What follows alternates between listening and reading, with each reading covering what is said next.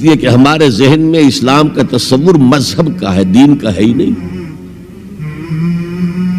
ہم وہی سمجھتے ہیں کہ نماز ایک تو یہ کہ ہمارے عقائد ٹھیک ہو، نماز روزہ حج زکوٰۃ کا تقاضا ہو، اور کچھ جو ہمارے سوشل کسٹمز ہیں، عیدیں منائے، جمعہ پڑھے، قربانیاں دیا کرے عید الاضحیٰ میں، بچے کا عقیقہ کرے، مردے کو دفنائے کفنائے، شادی ہو تو ایجاب و قبول کرائے، پھیرے نہیں ڈلوائیں گے۔ بھئی یہ ہمارا دین ہے، ہمارا مذہب ہے۔ مذہب دین نہیں ہے، یہ دین کا تصور ہی نہیں۔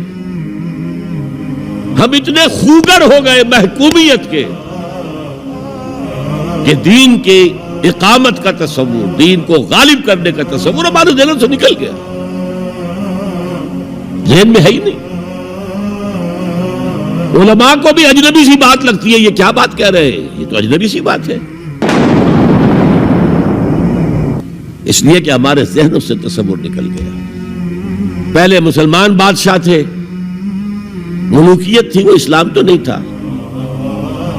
اسلامی نظام تو خلافت راشدہ کا تھا، ابو بکر اور عمر اور عثمان اور علی اور حضرت حسن کو میں مزید شامل کرتا ہوں۔ تب 30 برس بنتے ہیں جو حضور نے فرمایا تھا کہ یہ 30 برس خلافت رہے گی۔ بعد میں تو ملوکیت آ گئی، یہ بنو امیہ کے بادشاہ تھے، چاہے خلفاء اپنے آپ کو کہلوائیں۔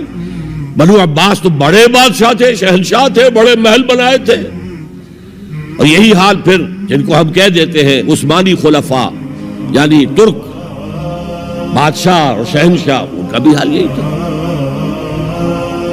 اسلام کہاں؟ اس کے بعد آ گئے انگریز۔ انگریز نے کہا قانون ہمارا ہوگا، کرمنل لا ہمارا ہوگا، CRPC ہماری ہوگی، سول لا ہمارا ہوگا، نظام ہمارا ہوگا۔ ہاں نماز پڑھ سکتے ہو، روزہ رکھ سکتے ہو، ہمیں کوئی تمہارے مذہب سے کوئی دشمنی نہیں، بلکہ انگریز نے تو بڑی رعایت کی تھی۔ اس نے کہا تھا تم اپنے فیملی لاز بھی اپنی مرضی سے جیسے چاہو طے کرو۔ آج مسلمان ممالک میں سے بھی اکثر نے اپنے فیملی لاز چھوڑ کر یورپ کے فیملی لاز اختیار کر لیے، اور پہلی مرتبہ یہ کام کیا تھا ترک نے،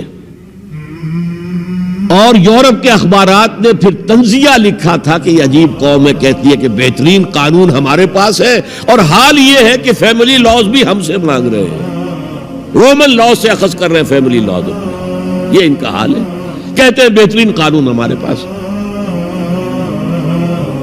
تو انگریز کے آنے کے بعد اب ہمارا علماء کا قال اللہ و قال رسول یا مدرسہ چلا لے۔ بہرحال انہوں نے بڑی خدمتیں کی ہیں، اگر یہ نہ ہوتا تو شاید ہمارے ہاں مساجدیں آباد ہی نہ ہوتی۔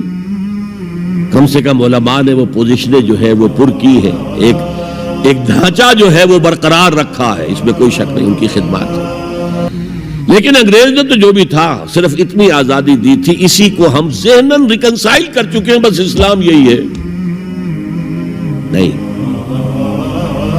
اور آج میں آپ کو بتا دوں،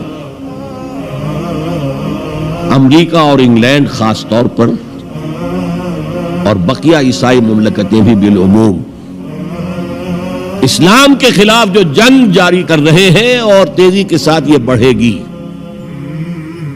اس کا بھی معاملہ یہ ہے کہ مذہب کی حیثیت سے اسلام کے خلاف ان کی کوئی جنگ نہیں۔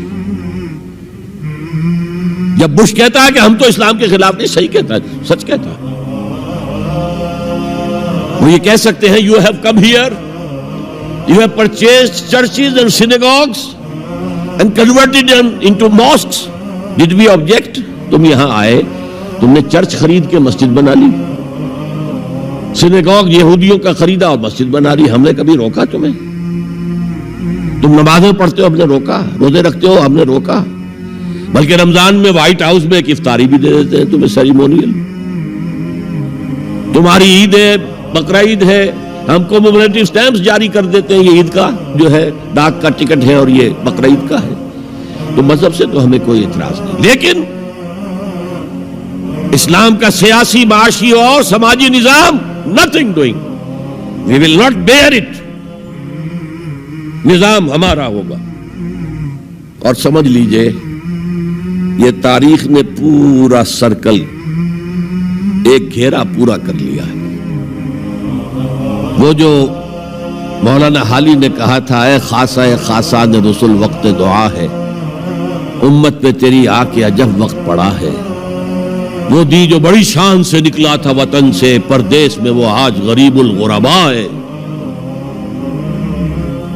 کس شان سے نکلا تھا اسلام، اور آج بالکل ریورس ہو گیا معاملہ. اسلام نے یہ کہا تھا اسلام لے آؤ ہمارے برابر کے بھائی ہو جاؤ گے.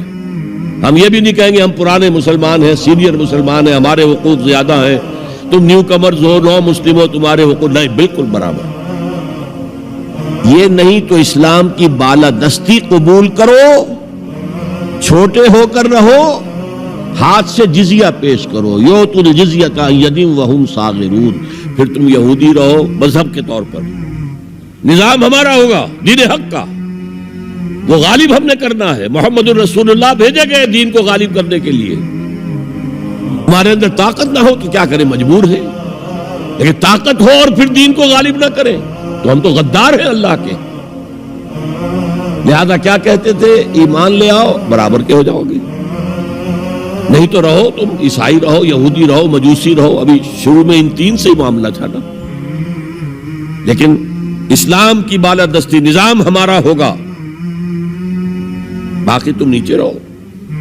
اور اگر یہ بھی منظور نہیں تو آؤ تلوار ہمارے اور تمہارے درمیان فیصلہ کرے گی. یہی بات تھی کہ نہیں؟